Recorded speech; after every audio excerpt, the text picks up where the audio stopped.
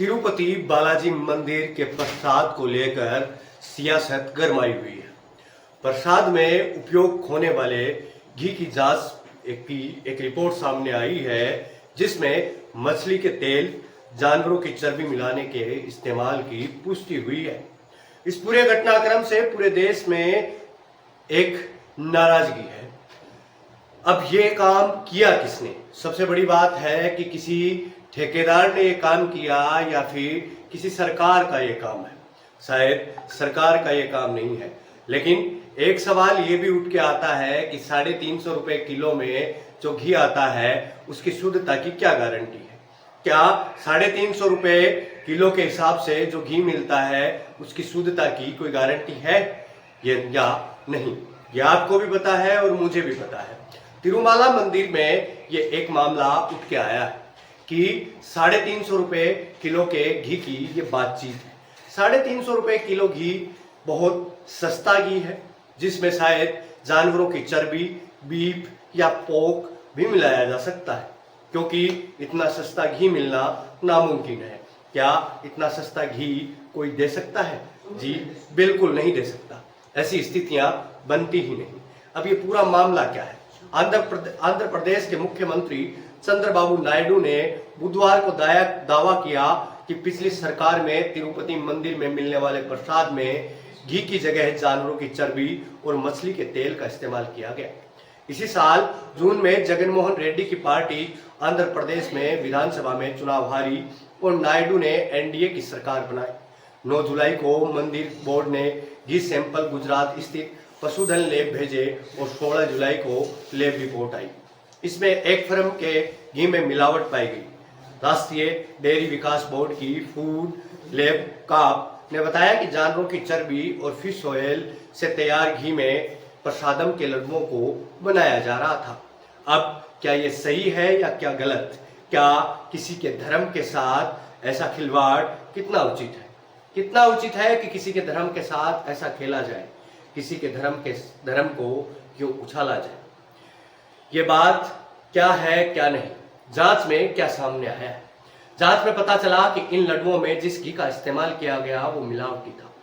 इसमें fish oil, animal टेलो और Lord की मात्रा पाई गई है। एनिमल टेलो का मतलब पशु में मौजूद फैट होता है। इसमें लोड भी मिला हुआ था। लोड का मतलब जानवरों की चर्बी से होता है। इसी घी में फिश ऑयल की भी मात्रा पाई गई। रिपोर्ट के मुताबिक प्रसादम लड्डू में सोयाबीन, सूरजमुखी, जैतून, रेपसीड, अलसी, गेहूं के बीज, मक्का के बीज, कपास के बीज, मछली का तेल, नारियल और पाम कर्नेल, वसा, पाम तेल और बीफ टेलो का मतलब गोमांस की चर्बी, लो और लार्ड भी शामिल है। प्रसाद के लिए ये लड्डू आखिर तैयार कौन करता था?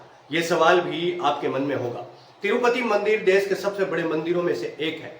यहाँ हर साल करीब 3 करोड़ श्रद्धालु दर्शन करने के लिए आते हैं, यानी रोजाना करीब 82,000 श्रद्धालु भगवान वेंकटेश्वर स्वामी के दर्शन करते हैं।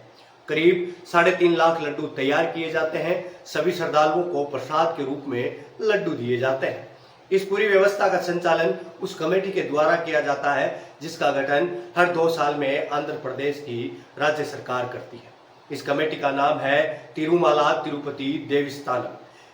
यही कमेटी प्रसाद के लड्डुओं को बनाने के लिए सभी सामग्री को खरीदती है। फिर इसी कमेटी के वॉलेंटियर्स इन लड्डुओं को तिरुपति मंदिर में आने वाले श्रद्धालुओं को पहले से निर्धारित कीमतों पर बेचा जाता है। अब इन मंदिरों को आखिर ये मिलावटी घी सप्लाई कौन कर रहा था? बीते 50 साल से कर्नाटक कोऑपरेटिव मिल्क फेडरेशन रियायती दरों पर मंदिर कमेटी को शुद्ध देसी घी की सप्लाई कर रहा था। जुलाई 2023 में कंपनी ने कम रेट में सप्लाई देने से इनकार कर दिया। उसके बाद तत्कालीन मुख्यमंत्री जगनमोहन रेड्डी सरकार ने 5 फर्म को घी सप्लाई की जिम्मेदारी दे दी। इसी साल जुलाई में सैंपल में गड़बड़ी पाए जाने के बाद नायडू सरकार अलर्ट हुई और 29 अगस्त को फिर केएमएफ को सप्लाई का काम सौंप दिया गया। दरअसल केएमएफ नंदिनी ब्रांड का घी सप्लाई करता है।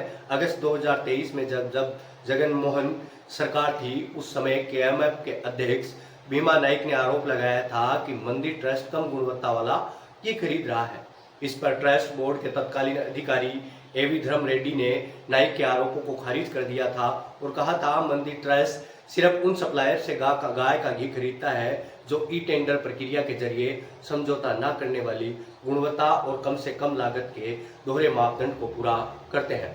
उन्होंने ये भी कहा था कि चूंकि केएमएफ टेंडर प्रक्रिया पात्र नहीं था, इससे पहले वो समय पर खेप पहुंचाने में विफल रहा। घी कंपनी को ब्लैकलिस्ट किए जाने की पूरी तैयारियां हो चुकी हैं और जिस कंपनी को ये घी का टेंडर मिला था उस कंपनी को शायद उस कंपनी को खत्म करने के लिए सरकार काम कर रही है और बीजेपी और कांग्रेस के बीच एक नई तकरार शुरू हुई है। जगन मोहन रेड्डी और नए बने मुख्यमंत्री भी इस वक्त बड़ी आक्रामक तरीके से नजर आ रहे हैं। इस विषय पर आपकी क्या राय है, ये हमें आप कमेंट बॉक्स में जरूर बताइएगा। हम आपसे मिलते हैं किसी अन्य वीडियो में, तब तक के लिए आप द बम्बार्ड को देखते रहिए।